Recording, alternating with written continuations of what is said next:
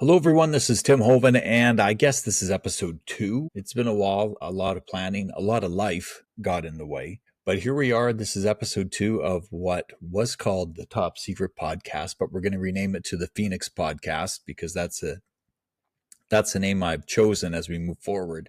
This podcast is primarily going to focus in on Alberta politics, but not just about the politics. It's the people behind the politics and what we need to have a good life moving forward into the future. In some of the talks I've recently given, I've talked about how this country it's like we're in a car driving full speed heading towards a cliff. We're doing about 100 miles an hour, and we are going to fly off straight out of Thelma and Louise. Death and destruction to everyone. When you are driving towards a cliff at full speed, it doesn't make any sense to slow down. You're going to save, 30 seconds, 10 seconds, who knows? You have to change direction. And that is exactly where we find ourselves right now in Alberta and in Canada.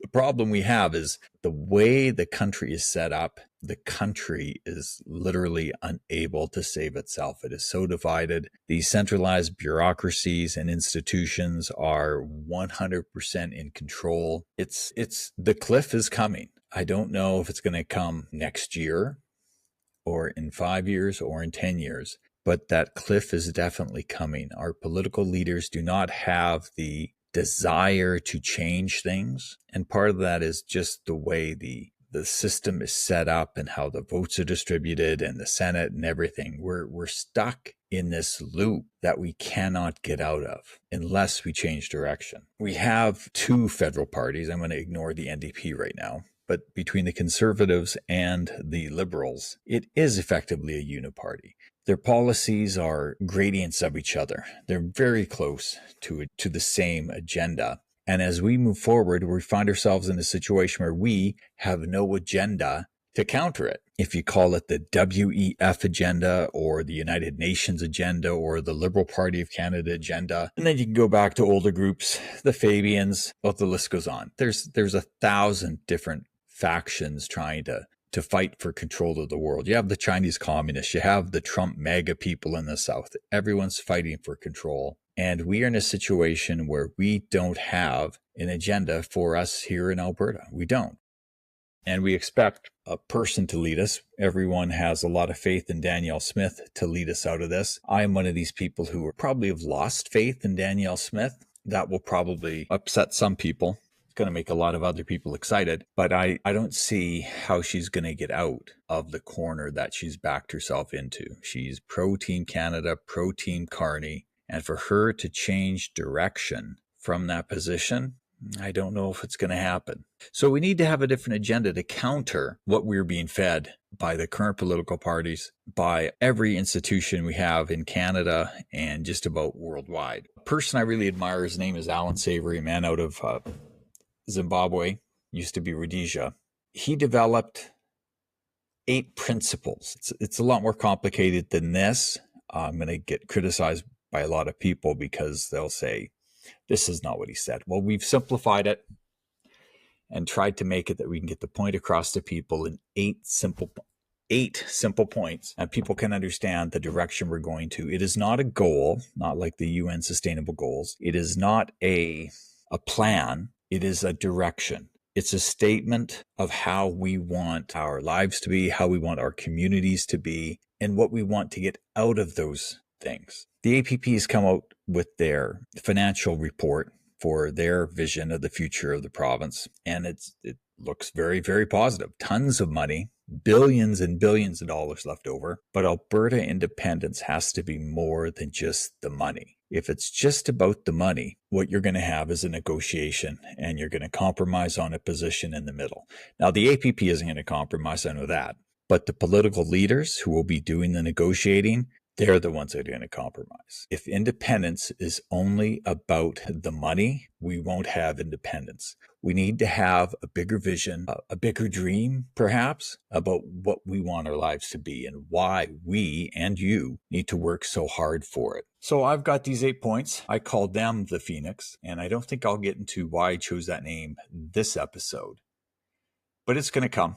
It's going to come. So the eight statements of the Phoenix. Number one, strong, stable families. If you want to have a civilization that's going to be strong in 100 years, what you need right now is strong, stable families, because without strong families, the civilization is going to fall apart. We want a world where families are supported and encouraged, and where human beings will live and grow for their own benefit, the benefit of their families, and the benefit of the larger human community. Number two, peaceful, secure lives. We want physical security for ourselves, our families, and our communities, where we can live and grow in peace and stability. This is evident in the low crime rate and high trust level among community members. Number three, prosperous local communities. We envision a decentralized system in which decision-making power resides with the smallest proper authority, and where the benefits of our political, social, and economic systems flow to the people of the local community rather than to a large centralized bureaucracy. Transparency and accountability, along with a wholehearted commitment to combating corruption, are essential to the prosperity of local communities. And a subpoint of that one is it needs to be a market-based economy, not a centralized control grid.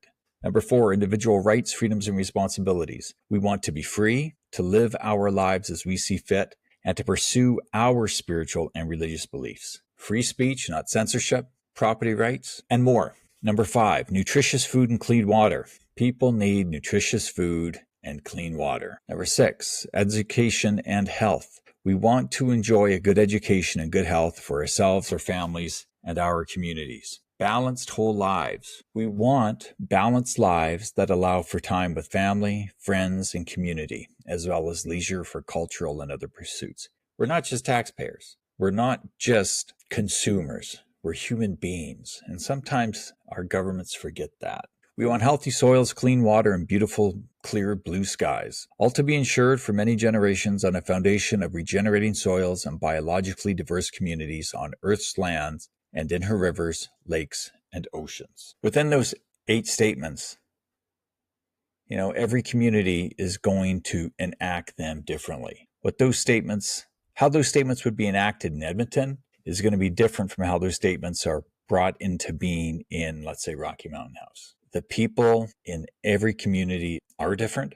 The people have different goals, different priorities. And if you have a centralized authority trying to control everything, you're never going to be able to find that perfect compromise for everyone. So let the different communities choose for themselves. It sounds very simple, but most governments are unable to give people the authority and power to lead their own lives. So there would be more coming on that shortly in the next few episodes as I expand these thoughts. The focus of this is on the upcoming municipal election in October of 2025 here in Alberta. I know there are many, many, many people who are dissatisfied with their local municipal government.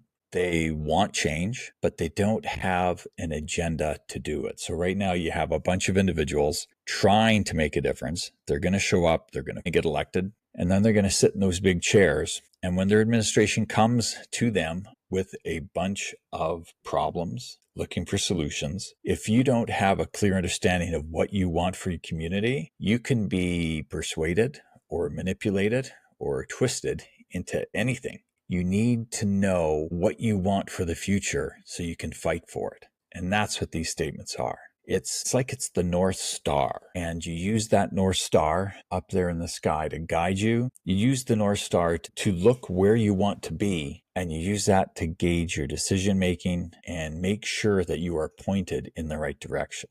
Right now, we don't have a North Star. While sometimes it feels like we're running around in circles and not able to accomplish anything. So we'll be talking more about those 8 statements. Like I said, this is just an introduction to it. And to end off this episode, there are 2 events coming up here in Central Alberta, starting with the Central Alberta Christian Municipal Rally taking place in Red Deer on Tuesday, July 8th at Home Church, coffee at 5, event at 6:30.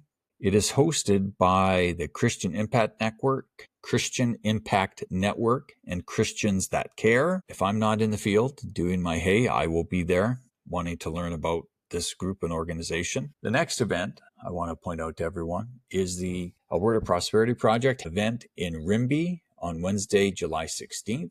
Apparently the event last night in Airdrie was attended by 600 people. So if you are in Central Alberta and you have not heard the APP presentation yet, you really should go up there and get involved and hear what they have to say. As for me, it's Tim Hoven. My website right now is timhoven.com. It leads straight to my Substack where this video will be posted. And I'm developing the phoenixalberta.com website. It's coming.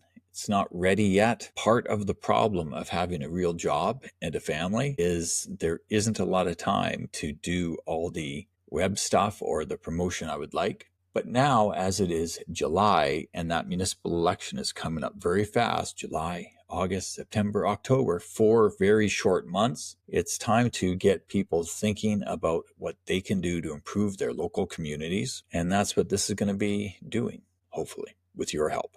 Anyhow, thank you very much. Thanks for listening.